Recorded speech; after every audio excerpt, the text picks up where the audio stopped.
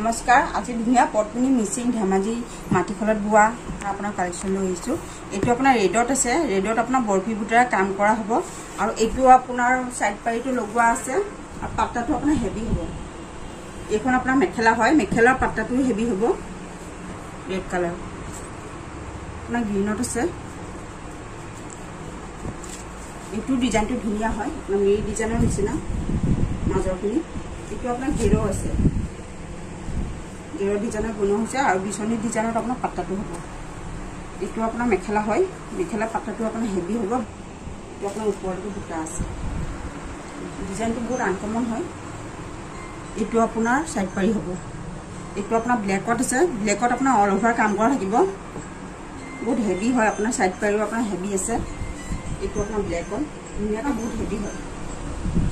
আপোনাৰ ধেমাজি মাটিখলত বুৱা হয় পাৰ্টি ওয়্যাৰো কৰিব পাৰে